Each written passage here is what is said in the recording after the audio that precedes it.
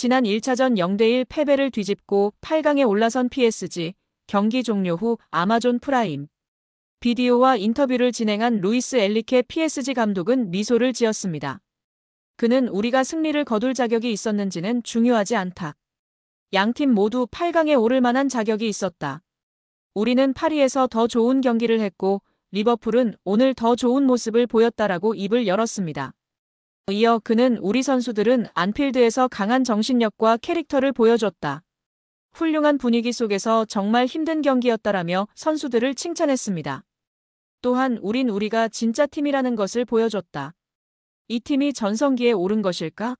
난 이제 시작일 뿐이라고 생각한다라며 리버풀은 매우 강력했으나 돈나룸마의 선방 덕분에 이길 수 있었다라고 이야기했습니다. 이강인이 연장전에서야 뛴 것을 생각할 때 이강인 없이 나서는 팀이 베스트라고 생각하는 듯한 발언이었습니다.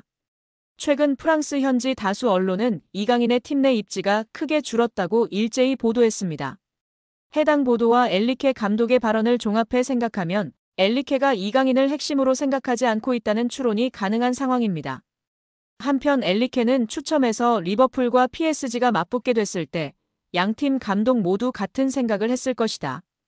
유럽에서 볼 수 있는 최고의 경기 중 하나가 될 것이다라고. 챔피언스 리그는 꾸준함이 중요한 대회가 아니다. 중요한 순간에 최고의 모습을 보여야 한다. 우리도 리버풀도 많은 고통을 겪었다라고 전했습니다. 여기에 프랑스 매체 풋메르카토는 PSG는 대단한 성과를 만들었다. 이들은 지난 12일 유럽축구연맹 챔피언스리그 16강 2차전에서 리버풀을 1대0으로 꺾고 승부차기 끝에 8강 진출에 성공했다. 이 2경기 동안 인상적이었던 건 엔리케 감독의 선수들이 보여준 밝은 표정이었다. 엔리케 감독은 최근 몇 달 동안 정기적으로 비판받았다. 다니엘 리올로 언론인도 마찬가지였다. 하지만 리올로는 자신의 의견을 바꾼 거로 보인다고 했습니다. 매체에 따르면 리올로는 자신이 출연하는 프랑스 방송 애프터풋을 통해 천재적인 아이디어는 이제 없다. 모든 것이 명확하다. 엔리케 감독은 심지어 교체도 천천히 한다. 그의 팀은 완성됐다. 이것은 미친 일이라고 했습니다. 리올로는 엔리케 감독의 전술을 두고 천재적인 아이디어라며 우회적으로 비난했는데 이 발언에 대해 철회한 거로 보입니다. 리올로는 이어 PSG가 시작한 방식은 지난주와 같았다. 그전에는 그런 일이 없었다. 매번 이강인이 선발이야라며 선발 명단에 의문부호가 있었다. 1년 반 동안 PSG의 라인업을 맞추는 것이 퍼즐 같았다라며 이제는 고정 베스트 11을 꾸린 PSG가 긍정적인 효과를 보인다고 전망했다. 리올로는 그간 엔리케 감독의 변화무쌍한 선수 기용에 부정적인 시선을 보냈던 거로 잘 알려진 언론인이었습니다. 여기에 정말 미쳐버린 이강인 선수인데요. 파리 생제르맹에서 맹활약 중인 이강인 선수를 객관적으로 평가한 지표가 축구 커뮤니티에서 화제가 되고 있습니다. 파리 생제르맹에서 뛰었던 선수들 중 한 경기에서 키패스 7회 이상 기록한 선수는 총 4명입니다. 모두가 알만한 월클인 선수들밖에 없습니다. 네이마르, 디마리아, 메시, 사라비아 선수인데요. 이 중 네이마르는 3회나 기록할 정도로 파리 생제르맹에서 키패스를 뿌리는 역할을 담당했었습니다. 그리고 이제 이강인 선수가 추가되었습니다. 심지어 이번 시즌만 2번째입니다.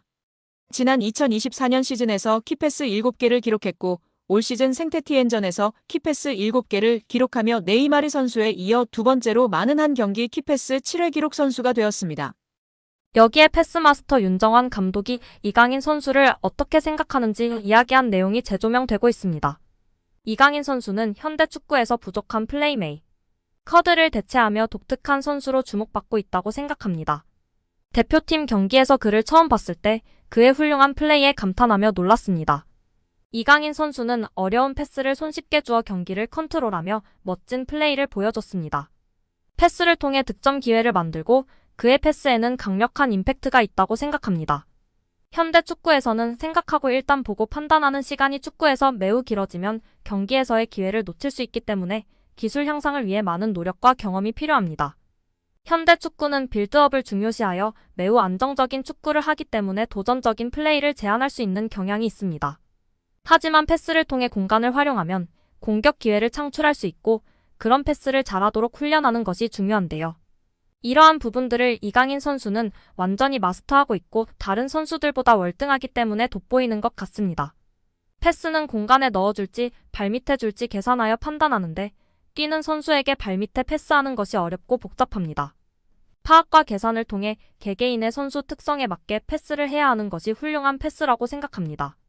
패스를 넣는 선수는 상대 수비 위치 파악과 패스 가능성을 고려해서 해야 하기 때문에 상당히 퀄리티 기술적인 선수라고 봐야 해요. 이러한 패스를 하는 이강인 선수는 정말 대단한 선수로 존중해야 합니다. 특히 압박이 강력한 상황에서도 자신의 플레이와 압박에 능숙하게 대처하는 뛰어난 실력을 보여주었는데 정말 놀라웠습니다. 압도적이었습니다. 앞으로는 이강인 선수를 중심으로 한국 대표팀이 재편될 가능성이 많을 것 같습니다.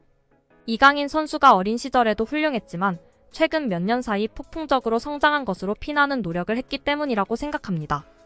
어릴 때부터 독특한 재능을 갖고 있었지만 지금의 실력은 노력 덕분에 달성한 거라 생각되어집니다. 피지컬적으로도 성숙해져서 속도, 수비, 피지컬 등에서 큰 발전을 이루었습니다. 체력 향상을 위해 웨이트 트레이닝도 하며 몸에 힘이 붙어 가속력과 스피드가 향상되었습니다. 이제 스피드뿐만 아니라 힘과 게임 감각도 향상되어 뛸 수 있는 힘이 생겼습니다. 하지만 가장 중요한 것은 지속적으로 경기를 뛰면서 경기 감각과 실전 경험을 통한 기술적, 정신적, 경험적 성숙이 필요합니다. 등의 발언을 하며 이강인 선수에 대한 자신의 생각과 평가를 전했는데요. 이에 많은 팬들이 공감하며 지지를 보내고 있는 상황입니다.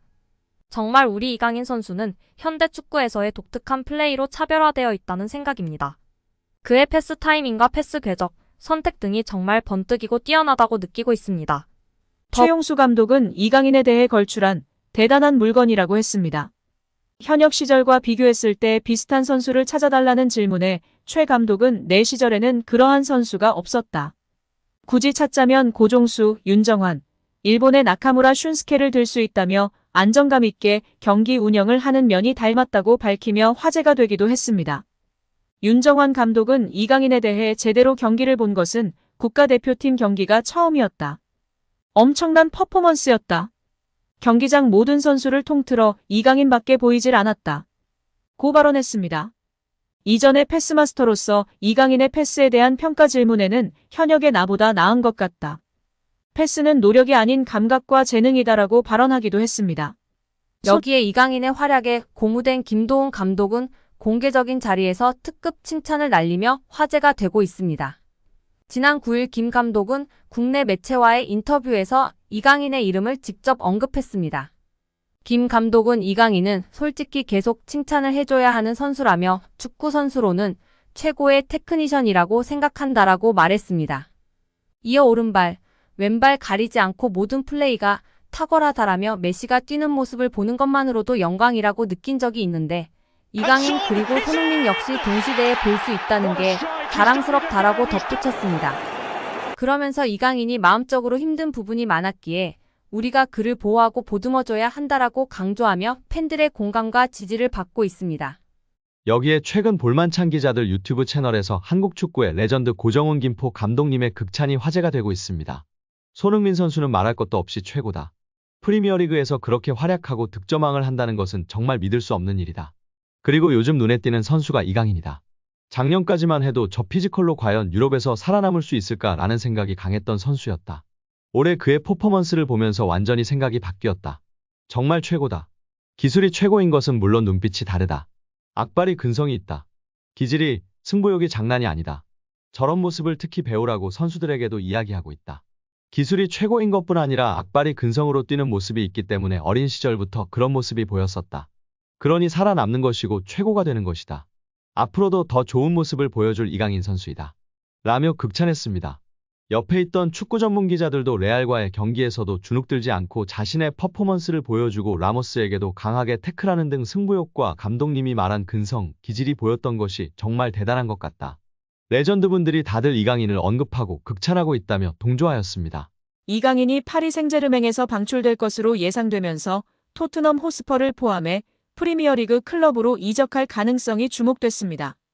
프랑스의 풋메르카토는 2023년 여름에 5년 계약으로 PSG에 입성한 이강인은 올 시즌 공식전 39경기에서 6골 5도움으로 무난한 결과를 남겼지만 흐비차 크바라츠헬리아, 브래들리 바르콜라, 우스만 덴벨레, 파비안 루이스, 주앙 네베스 등보다 순위가 높은 게 아니라 필수 불가결한 선수는 아닌 듯하다라고 했습니다. 이어 다음 행선지가 궁금하지만 이미 프리미어리그의 토트넘, 아스널, 뉴캐슬, 유나이티드, 맨체스터 유나이티드 등의 관심이 보도됐다며 PSG가 요구하는 이강인 이적료는 4천만 유로 약 630억 원으로 여겨진다라고 덧붙였습니다. 이번 시즌 이강인은 39경기에 출전해 6골 5도움을 기록 중이지만 교체 출전이 무려 17번이나 되면서 주전 자리를 꿰차는데 어려움을 겪고 있습니다. 입지가 줄면서 다가오는 여름 이강인이 PSG를 떠날 수도 있다는 주장이 제기됐는데요. PSG 소식을 주로 전하는 PSG 인사이드 악투스는 사회관계망 서비스 SNS를 통해 이강인은 거의 퇴출 직전인 선수이다라고 주장했습니다. 이강인의 이적 가능성이 점점 커지고 있는 가운데 이강인은 다시 한번 대한민국 축구대표팀 주장 손흥민이 뛰고 있는 토트넘 호스퍼와 연결됐습니다. 토트넘 소식을 주로 전하는 토트넘 트랜스퍼 뉴스는 SNS로 토트넘은 이번 여름 PSG에서 이강인을 영입하는데 관심을 보이고 있다라며 이강인은 이번 여름 4천만 유로 약 630억 원에 영입될 수 있을 것으로 보인다. 많은 프리미어리그 클럽들이 이번 시즌 공격 포인트 11개를 기록한 이강인을 원하고 있다라고 전했습니다. 토트넘의 이강인에 대한 관심은 1월 겨울 이적 시장 때부터 시작됐습니다. 글로벌 매체 온더미닛은 토트넘과 노팅엄 포레스트가 맨체스터 유나이티드와 뉴캐슬 유나이티드에 합류해 PSG 미드필더 이강인을 눈독들이고 있다라고 전한 바 있습니다. 토트넘 호스퍼 뉴스도 지난 1월 노팅엄과 마찬가지로 토트넘은 다가오는 여름 이적 시장에서 이강인 영입을 추진하는 걸 선호하지만 여러 클럽들이 접근을 준비하기 있기에 이강인에 대한 관심이 커질 수 있다라고 밝혔습니다. 매체의 주장대로 이강인은 토트넘뿐만 아니라 프리미어리그 명문 클럽 아스널과 맨체스터 유나이티드의 관심도 받고 있는데요. 글로벌 매체 디 애슬레틱은 지난 1월 아스널이 논의 중인 선수 중 한 명은 PSG의 이강인일 수 있다라고 이강인은 루이스 엘리케 감독 아래에서 정기적으로 뛰었음에도 불구하고 PSG에서 옵션을 고려하고 있다. 그는 새로운 도전에 열려 있다라고 주장했습니다.